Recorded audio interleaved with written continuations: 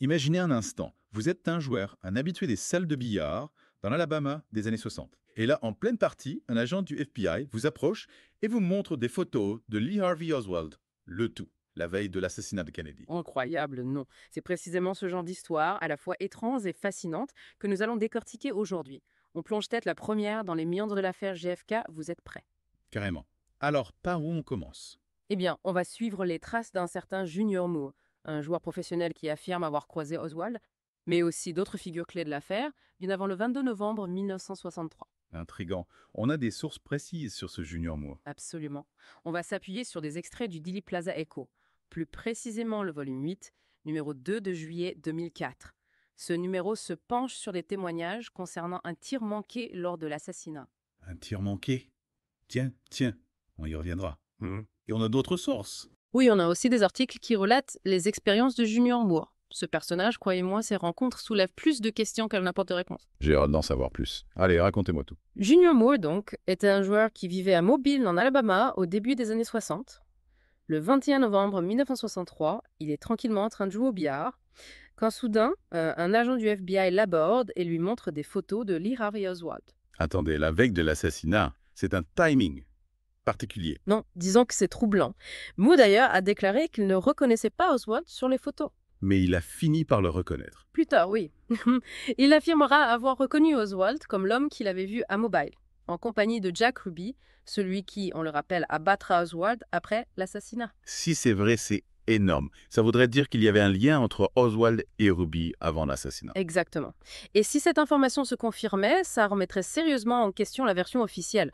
On est loin d'un acte isolé de la part de Ruby, là. Et Junior Moore, il a d'autres révélations à faire. Figurez-vous qu'il prétend également avoir rencontré à Mobile, avant l'assassinat, des personnes ressemblant à Ruth Payne, la femme qui hébergeait Marina Oswald, et son mari Michael. Incroyable. Donc, Mobile aurait été un point de rencontre pour plusieurs acteurs clés de l'affaire. C'est ce que les affirmations de Moore suggèrent. Et ça ajouterait encore une couche de complexité à cette histoire déjà bien opaque. On dirait que chaque détail nous éloigne un peu plus de la version officielle. C'est le moins qu'on puisse dire. Et pour ajouter l'intrigue, il y a un autre cas étrange qui vient s'ajouter au tableau. Celui de David Pence et de sa femme en poste à la base aérienne de Carswell, près de Dallas, en 1960. Près de Dallas. Intéressant. Pence avait un comportement pour le moins inhabituel. Son passé mystérieux et ses liens avec un certain hypnotiseur soulèvent des questions sur de possibles connexions avec les services de renseignement. Attendez, un hypnotiseur, on parle de quoi là? On parle d'un individu qui avait un accès privilégié à cette base aérienne, pourtant hautement sécurisée. Ça nourrit évidemment les spéculations sur de potentielles expériences de contrôle mental, un sujet tabou, surtout à l'époque de la guerre froide. Bon, il était comment au juste? Pant, un personnage singulier, il insistait pour avoir une voiture rose bien précise, il faisait des déclarations contradictoires sur son passé et il était très distant avec ses collègues. Une voiture rose. Décidément, ce type était bizarre. Oui, c'est le moins qu'on puisse dire. Eh, cet hypnotiseur, on sait qui c'était. Oui, on l'a identifié plus tard. Il s'appelait William Crowe, alias Bill DeMar. Et on sait ce qu'il faisait sur cette base. Difficile à dire avec certitude. Mais ce qui est sûr, c'est que sa présence et son accès facile à la base, ça soulève de sérieuses questions sur les protocoles de sécurité de l'époque. Et il y a un lien direct avec l'assassinat de JFK. Pour ajouter au mystère, figurez-vous qu'un appareil photo a disparu d'une zone sécurisée de la base. Un appareil photo auquel David Pence avait accès. Quel genre d'appareil? Un Minox. Le même modèle que celui utilisé pour prendre des photos de JFK et qui a été retrouvé après l'assassinat. Donc, on a Junior Moore qui prétend avoir croisé Oswald et Ruby avant l'assassinat. On a ce David Pence avec un comportement étrange et des liens suspects. Et on a un appareil photo espion qui disparaît d'une base militaire. Est-ce que tous ces incidents, apparemment sans lien, pourraient être les indices d'un réseau secret qui opérait dans l'ombre de l'assassinat de JFK? C'est une question qui hante les chercheurs depuis des décennies. Difficile d'ignorer tous ces éléments troublants. Avant de tirer des conclusions hâtives, on devrait peut-être examiner un autre aspect de l'affaire, la question du tir manqué. Ah oui, le fameux tir manqué. Alverb explore cette théorie en détail dans son article. Zeroing in on a missed shot in President Kennedy's assassination. La commission Warren a conclu qu'il n'y avait eu que 3 coups de feu, tous tirés par Oswald. C'est exact. Mais Verb et d'autres chercheurs soutiennent qu'il y a bien eu un tir manqué, en s'appuyant sur des témoignages et une analyse minutieuse du film Zapruder. Le film Zapruder, la pièce à conviction la plus célèbre de l'affaire. Absolument. Et l'analyse de ce film révèle des incohérences qui remettent en question la version officielle. On parle de quel genre d'incohérence? Par exemple, le témoignage de Jim Stegg, un spectateur qui a été blessé par un fragment de balle perdu. Sa présence et ses blessures contredisent la théorie des 3 coups de feu. Intéressant. D'autres éléments appuient cette théorie du tir manqué. Oui, des chercheurs comme Richard Sprague et Robert Harris ont aussi analysé le film Zapruder. Et ils ont conclu qu'un tir manqué s'est produit avant les 3 tirs officiellement reconnus. Leurs travaux remettent en cause la chronologie officielle et suggèrent la possibilité d'un deuxième tireur. Et le physicien Luis Alvarez, qui a étudié le film, a lui aussi conclu à l'existence d'un tir manqué. Exactement. La présence d'un tir manqué, surtout s'il a eu lieu plus tôt dans la séquence, change radicalement la donne. On est loin du tireur solitaire, là. Effectivement. On a potentiellement plusieurs tireurs, ce qui ouvre la porte à toutes sortes de théories. Des théories qu'on explorera plus en détail dans la prochaine partie de notre plongée. Mais avant de conclure cette première partie, je voudrais revenir sur les témoignages de Royce G. Skelton et Carolyn Walter. Eux aussi ont fourni des preuves d'un tir manqué, non? Oui, tout à fait. Skelton affirme avoir vu un tir rater sa cible et toucher le sol près de la limousine présidentielle. Et Walter? Elle décrit une séquence de tirs avec des pauses, ce qui suggère qu'un tir manqué a eu lieu au début de la fusillade.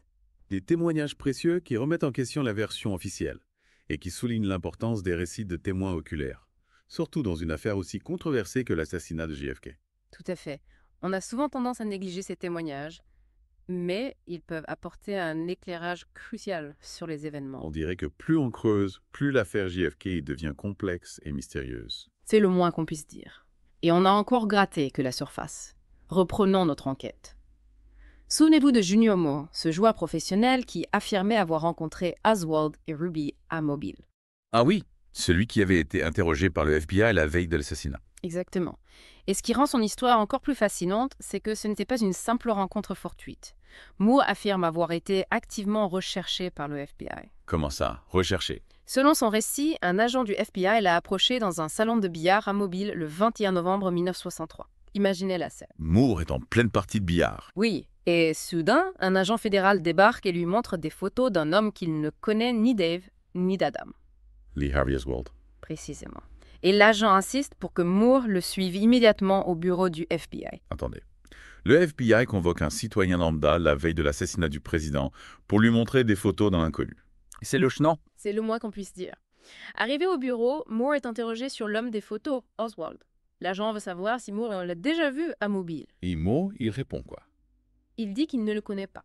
Ce qui est troublant, c'est que cet interrogatoire a lieu avant même que le nom d'Oswald ne soit associé à l'assassinat. Pourquoi le FBI s'intéressait-il à Moore et à ses liens avec Oswald avant même que le drame ne se produise? Bonne question. Certains pensent que le FBI avait vent d'un complot et tentait d'identifier les personnes impliquées. Et d'autres? D'autres pensent que le FBI cherchait peut-être à piéger Oswald en utilisant Moore comme un pion. Complot piège. Dans tous les cas, l'interrogatoire de Moore par le FBI, la veille de l'assassinat, c'est une sacrée coïncidence. Difficile de ne pas être d'accord. Et l'histoire de Moore ne s'arrête pas là. Plus tard, il affirmera avoir vu Oswald à Mobile en compagnie de Jack Ruby. Jack Ruby, celui qui va abattre Oswald quelques jours plus tard. Lui-même. Si Moore dit vrai, ça signifie qu'Oswald et Ruby se connaissaient avant l'assassinat. Ce qui contredit la version officielle de la commission Warren. Exactement. La commission Warren a conclu que Ruby a agi seul et impulsivement en tuant Oswald. Mais si Moore dit vrai... Ça ouvre la porte à toutes sortes de questions. Quelle était la nature de leur relation? Que faisaient-ils ensemble à Mobile? Qui d'autres étaient impliqués? Autant de questions sans réponse. L'histoire de Junior Moore, aussi fragmentaire soit-elle, nous offre une perspective unique sur les événements entourant l'assassinat de JFK.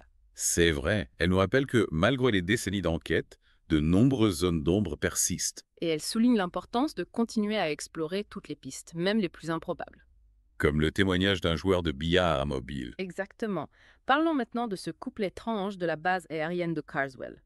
Leur présence à Carswell, en 1960, quelques années avant l'assassinat de JFK, est jalonnée d'éléments curieux. Racontez-moi ça. Qui était ce couple? Il s'agit de David Pence et de sa femme. Punk était un aviateur apparemment inexpérimenté qui a tout de suite attiré l'attention. Mais bon, pourquoi? Il avait une attitude hautaine, il se vantait de sa fortune Et il semblait obsédé par une voiture rose. Une voiture rose. C'est original. C'est le moins qu'on puisse dire. Son comportement était étrange. Son obsession pour cette voiture rose, ses déclarations contradictoires sur son passé, son détachement envers ses collègues. On dirait un personnage de roman. Oui, vraiment. Et le mystère s'épaissit avec l'arrivée de 2 nouveaux aviateurs affectés à l'atelier de Ponce. 2 nouveaux aviateurs. Oui, 2 jeunes hommes, novices, qui avaient un accès inhabituel à des zones sécurisées de la base, ce qui est plutôt rare pour des recrues. Et en plus de ça, Ils étaient constamment accompagnés d'un homme plus âgé qui n'appartenait pas au personnel de l'armée de l'air. un civil. Et il avait accès à la base. Oui, il semblait avoir libre accès. Ce personnage, identifié plus tard comme Thornley, était décrit comme arrogant et méprisant envers les autres aviateurs. Quel culot! Et on sait ce qu'il faisait là. Ce qui est troublant, c'est que Thornley semblait posséder une connaissance approfondie de l'électronique. C'est bizarre pour quelqu'un qui n'est pas lié à l'armée. En effet. L'accès accordé à ces individus, notamment à Thornley, soulève de sérieuses questions sur la sécurité de la base. Comment des personnes aussi inexpérimentées et non autorisées ont-elles pu se déplacer aussi librement dans une installation militaire sensible? C'est la question qu'on se pose. D'autant plus que Carswell abritait des bombardiers nucléaires. C'était une cible de choix pour tout espion ou saboteur. Pense, son entourage bizarre, Thornley. Leur présence à Carswell, si près de l'assassinat de JFK, est vraiment troublante. Oui. Et pour couronner le tout, il y a l'incident du vol de l'appareil photo Minox. Le Minox, l'appareil photo espion. Oui, il a disparu d'une zone sécurisée de l'atelier de Ponce peu de temps après son arrivée à la base. Un appareil photo espion volé sur une base militaire. Les coïncidences s'accumulent. Des années plus tard, des chercheurs ont découvert que le même type d'appareil photo, le Minox, avait été utilisé pour prendre des photos de JFK dans les semaines précédant son assassinat. Attendez, vous dites qu'il y a un lien possible entre Ponce, l'appareil photo volé et l'assassinat de JFK. C'est ce que les éléments suggèrent. Ponce et son entourage étaient peut-être impliqués dans une forme de surveillance ou d'espionnage de JFK. Était-il lié au service secret? À d'autres groupes? Mystère. On ne peut qu'émettre des hypothèses. Mais tous ces éléments étranges, le comportement de Ponce, l'accès de Thornley, le Minox volé, suggèrent qu'il y a plus dans cette histoire qu'il n'y paraît. David Pence et le couple étrange de Carswell. Un des aspects les plus énigmatiques de l'affaire JFK. Une histoire qui met en lumière le réseau complexe de personnages et d'événements qui ont précédé l'assassinat et qui nous rappelle que de nombreux mystères restent à élucider. Comme le mystère du tir manqué. On a parlé des témoignages de James Teague, Roy Skelton et Carolyn Walter. Oui, des témoignages qui remettent en question la version officielle et suggèrent une chronologie des événements plus complexes. Skelton affirme avoir vu un tir, rater sa cible et toucher le sol près de la limousine. Et Walter décrit une séquence de tirs avec des pauses, ce qui suggère un tir manqué au début de la fusillade. Des témoignages précieux qui soulignent l'importance des récits de témoins oculaires, surtout dans une affaire aussi controversée. Exactement. Chaque témoignage, chaque élément peut nous rapprocher de la vérité, même si cette vérité est parfois difficile à accepter. Tout à fait. L'affaire JFK est un véritable puzzle avec des pièces manquantes, des pièces qui ne s'emboîtent pas. Un puzzle qui nous fascine et nous intrigue, même après toutes ces années. Bon, on arrive à la dernière partie de notre plongée dans l'affaire JFK. Après Junior Moore, après la base de Carswell, il est temps de faire le point. Qu'est-ce qu'on a appris, au juste? Pas mal de choses. Mais attention, on n'est pas là pour donner des réponses définitives. On est là pour examiner les zones d'ombre, les incohérences, les pistes qu'on n'a pas encore explorées. Justement, parlons-en de ces pistes inexplorées. Ce fameux tir manqué, par exemple, c'est juste un détail ou c'est une clé pour comprendre l'assassinat? Le tir manqué. C'est une question centrale, figurez-vous, parce que ça remet en cause la version officielle, celle du tireur solitaire, Oswald, tout seul en haut du dépôt de livres. Si on admet qu'il y a eu un tir manqué, ça veut dire qu'il y avait au moins un autre tireur. Exactement. Et là, tout change. On n'est plus dans le même scénario. On a parlé des témoignages de Tagg, Skelton, Walter. Ils appuient tous la thèse du tir manqué. Mais concrètement, qu'est-ce que ça implique? Plusieurs scénarios possibles. On peut imaginer un deuxième tireur quelque part qui essaye d'atteindre Kennedy. Et là, on se retrouve avec une nouvelle série de questions. Qui était ce tireur? Pourquoi a-t-il fait ça? Était-il un complice d'Oswald ou il travaillait pour quelqu'un d'autre? Exactement. Mais attention, le tir manqué ne signifie pas forcément complot. Ah bon? Non.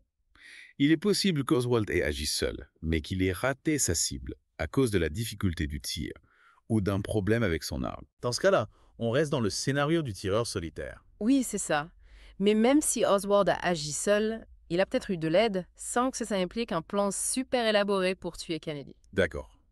Mais alors, comment on fait pour démêler le vrai du faux? C'est pas simple. On a des tonnes d'infos, des témoignages qui se contredisent, des théories plus ou moins crédibles. Faut être prudent, analyser les sources, ne pas tirer conclusion trop vite. C'est ce qu'on essaye de faire depuis le début de notre plongée. On examine les témoignages, les événements, les connexions bizarres, sans prendre parti. L'assassinat de JFK, c'est un événement majeur du XXe siècle. Il y a encore beaucoup de questions, de controverses. Notre but, c'est pas de donner des réponses toutes faites, c'est d'encourager la réflexion, le débat, la recherche de la vérité. Et cette vérité, elle est peut-être encore loin. Qui a tué JFK? Le mystère reste entier. C'est sûr, malgré les enquêtes, les commissions, les livres, on n'a pas encore toutes les pièces du puzzle. Ce qui est certain, c'est que l'assassinat de JFK a bouleversé l'Amérique, le monde entier. Ça a ébranlé la confiance dans les institutions, ça a nourri les théories du complot, ça a laissé une trace profonde. On arrive au bout de notre exploration et une chose est claire. La quête de la vérité, c'est un processus long et difficile. Chaque nouvelle info, chaque nouvelle analyse peut nous aider à comprendre ce drame et ses conséquences. L'affaire JFK, c'est un rappel constant de la fragilité de la démocratie, de la complexité de l'histoire et de l'importance de chercher la vérité, même si c'est difficile. Exactement, on ne doit jamais baisser les bras. Merci de nous avoir suivis dans cette plongée au cœur de l'affaire JFK. J'espère que ça vous a donné envie d'en savoir plus, de mener vos propres recherches. N'oubliez jamais, la vérité, même si elle est difficile à trouver, elle mérite qu'on la cherche. Absolument.